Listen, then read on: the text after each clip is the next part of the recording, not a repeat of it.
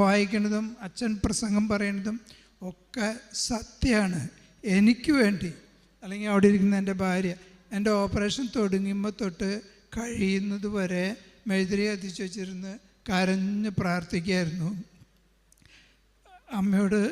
അമ്മയുടെ നീലക്കാപ്പയിൽ പൊതിഞ്ഞ് എൻ്റെ ഭർത്താവിനെ എനിക്ക് തിരിച്ച് സുഖമായിട്ട് കൊണ്ടുവന്ന് തരണമെന്ന്.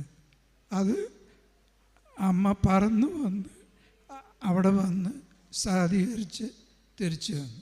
ഞാനിപ്പോൾ ഇന്നിവിടെ വന്ന് ചുമ്മാ ഞങ്ങൾ 9-ാം തീയതി തിരിച്ച് ഓസ്ട്രേലിയ പോണതിന് മുമ്പ് ഇവിടെ വന്ന് ഒന്ന് പ്രാർത്ഥിച്ച് അല്ലാണ്ട് ഉടമ്പടി എടുക്കാനോ അച്ഛനെ കാണാനോ ഒന്നും സാധിക്കുമെന്ന് ഞങ്ങൾ വിചാരിച്ചിട്ടുണ്ടായിരുന്നില്ല. പക്ഷേ ദൈവാനുഗ്രഹം കൊണ്ട് ഉടമ്പടി എടുക്കാൻ എനിക്കൊരു നമ്പർ കിട്ടി. ഇന്ന് ഞങ്ങൾ ഉടമ്പടി എടുത്തു സമാധാനമായിട്ട് അമ്മയോട് നന്ദി പറഞ്ഞ് തിരിച്ചു പോവാണ്. Praise the Lord.